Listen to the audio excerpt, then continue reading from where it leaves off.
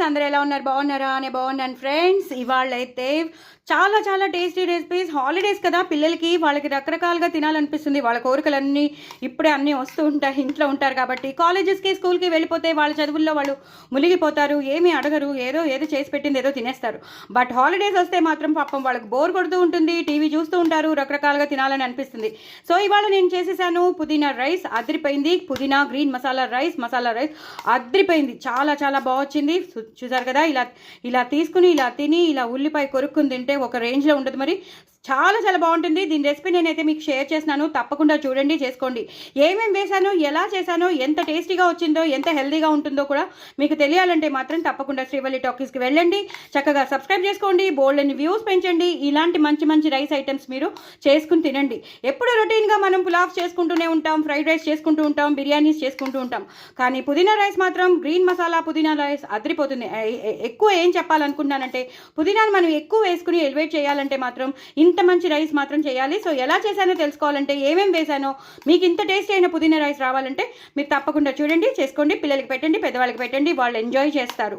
అలాగే రైతా, పుదీనా మసాలా రైతా చాలా చాలా బాగా వచ్చింది. దీన్ని కూడా పుదీనానే ఎక్కువ మనం ఎలివేట్ చేయాలి. ఏదైతే మనం పుదీనా పేస్ట్ చేశానో పుదీనా రైస్లోకి, ఆ పుదీనా పేస్ట్ వేస్ట్ చేసిన రైతా అదిరిపోయింది. ఒక రేంజ్లో ఉంది.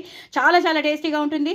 ఎంత బాగుంటుందంటే మన గట్కి కూల్గా ఉంటుంది, తింటుంటే చాలా చాలా బాగుంటుంది. ఇలా నంచుకుని తిని ఒక ఉల్లిపాయ అలా నంచుకుంటే ఒక రేంజ్లో ఉండదా మరి. అలాగే సాంబార్ రైస్, మన ఇంట్లో సాంబార్ మిగిలిపోతుంది, అది ఎవరికి సరిపోదు, కొంచెమే ఉంటుంది. ఆ సాంబార్ రైస్లో మనం ఉడకబెట్టుకున్న రైస్ అయినా వేసుకోవచ్చు, లెఫ్ట్ ఓవర్ రైస్ అయినా వేసుకోవచ్చు. ఆ తర్వాత ఏం చేశానో, ఎలా చేశానో తెలుసుకోవాలంటే మాత్రం తప్పకుండా నా ఛానల్లోకి వెళ్ళండి, చేసుకోండి. సూపర్బ్ ఎక్స్ట్రాడినరీగా ఉంది సాంబార్ రైస్. ఇప్పుడు సాంబార్ రైస్ చాలా ట్రెండింగ్లో ఉంది కాబట్టి ఎక్కువ నెయ్యి వేసుకోండి, ఎక్కువ గ్రీన్స్ అంటే కొత్తిమీర, పుదీనా వేసుకొని చేసుకోండి. తర్వాత ఏం వేసానో, ఇంత టేస్టీగా ఎలా వచ్చిందో తెలుసుకోవాలంటే మాత్రం నా ఛానల్ని మీరు చూడండి. అలాగే అందులో వచ్చిన సాంబార్ రైస్ని చేసుకోండి, పిల్లలకి పెట్టండి. రకరకాల డిఫరెంట్ రెసిపీస్ అన్ని నేను షేర్ చేస్తున్నాను, తప్పకుండా చూడండి, చేసుకోండి, ఎంజాయ్ చేయండి. ఫస్ట్ ఆఫ్ ఆల్ పిల్లలు ఎంజాయ్ చేయాలని ఉంటుంది కదా, హాలిడేస్ కాబట్టి. సో పిల్లల కోసమే మీరు చక్కగా చేయండి, ఎంజాయ్ చేయండి. వాళ్ళు హ్యాపీగా ఉంటేనే మనం కూడా హ్యాపీగా ఉంటాం. వాళ్ళ క్రేవింగ్స్ సాటిస్ఫై అయితే మన క్రేవింగ్స్ కూడా సాటిస్ఫై అయిపోయినట్టే. ఒక రకంగా మన కడుపు నిండిపోతుంది కదా, అందుకని చెప్తున్నాను.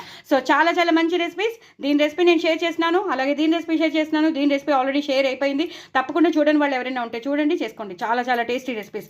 నా ఛానల్ని మాత్రం సబ్స్క్రైబ్ చేసుకోవడం అసలు మర్చిపోవద్దు. Very tasty. బాయ్ అండి.